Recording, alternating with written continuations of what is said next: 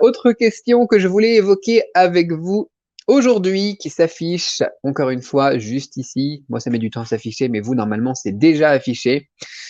Donc, hello, on avait beaucoup de Chinois dans les boutiques de luxe qui font... Ah ouais, ça c'est cool. Vu qu'on parle des lives, des gens qui font du Daigo.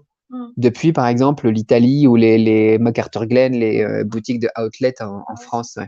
Du coup, on pouvait en parler un petit peu de ça, c'est sympa. Du coup, voilà, je reprends la question. On avait beaucoup de Chinois dans les boutiques de luxe qui faisaient les outlets comme la Vallée Village, MacArthurGlen et compagnie. Ouais, je vois parfaitement. Les Chinois font beaucoup de ventes en direct via Taobao. C'est Taobao Live qu'on évoquait justement en début de ce live ici avec Jean-Pierre Raffarin et Hélène de Hélène et les garçons là. Ils montrent les produits en direct et les personnes qui veulent acheter cliquent, commandent au final ou font un deposit, comment ça s'appelle, un acompte en français on dirait. Et ils font beaucoup de ventes, je pense, car il y a du monde. Oui, bah forcément, c'est facile après de toucher beaucoup de monde quand tu vises la Chine. Et surtout que c'est encore les premières années de tout ce qui est live sur Taobao Live. Donc du coup, si tu prends la tendance en cours de route, tu peux avoir du succès, quoi. Dis-moi. C'est un peu dur parce que Taiko, parfois, il n'est pas bien payé les taxes. Ouais. Donc maintenant, il le fait le direct en Taobao. Il faut montrer beaucoup de choses, par exemple, tu l'as Ouais, des passé les paperasses. douanes. Ouais, c'est ça. Donc, voilà. Maintenant, ils sont vendre les choses, c'est comme c'est déjà arrivé en Chine, ou c'est alors c'est avec directement avec la marque l'usine ou les marques d'entreprise qui l'ont envoyé ici, y compris leurs taxes, quelque chose comme ça. Mais Taco, maintenant, c'est un peu dur parce que les gens qui l'ont ramené tout seul, c'est pour ça dans le duel, maintenant, c'est différent. Il va sortir toutes les choses, et les luxes. Et puis après, tu ne dépensais par exemple 2000 euros ou en attendant, et puis Ouais, plus qu'un certain plafond, ouais. Ouais, il va garder tous les produits. Donc, C'est plus que c'était, ouais. Ouais, il y a deux choses qui ont influé donc tout ce qui était produit de luxe acheté en live à l'étranger, par exemple, parce que le but du machin, en fait, quand tu fais ça, c'est de pas payer de douane ou de payer en tout cas moins cher qu'en Chine. Et donc, ouais, on a deux choses qui ont impacté beaucoup ça, parce que c'était avant le Covid, quoi. Donc, il y a le Covid déjà, qui fait que les gens peuvent moins sortir de pays, moins bouger, moins aller, donc dans ce genre de trucs aussi. Les confinements aussi, en France, Italie, etc., donc qui bloquent aussi ce genre de business parallèle.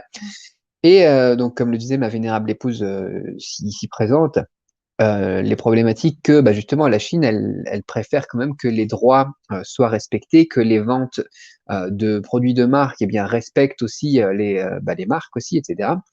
Et que les douanes et les taxes soient payées tout de même.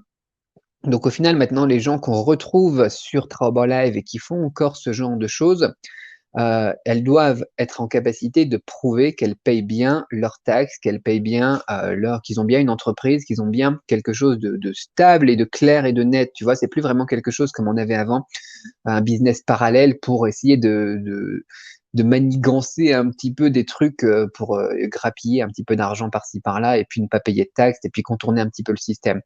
C'est de moins en moins possible. De toute façon, là, en Chine, beaucoup de choses se mettent en place vis-à-vis de tout ce qui est propriété intellectuelle, vis-à-vis de tout ce qui est normes, tout ce qui est douane, tout ce qui est tout ça. Et voilà, c'est plus le Far West comme ça pouvait l'être encore il y a 15 ans, quoi, tu vois. Et du coup, voilà, maintenant, il faut que tu aies une société en bonne et due forme et que quand tu fais ça, tu fais ce genre de business, que tu puisses prouver que les livraisons que tu as faites ensuite, elles respectaient tout ça et elles respectaient aussi les douanes, elles respectaient les licences des marques aussi. Est-ce que tu es autorisé par la marque aussi à faire tout ça? Enfin bon, voilà. Que tout est bien fait en bonne et due forme.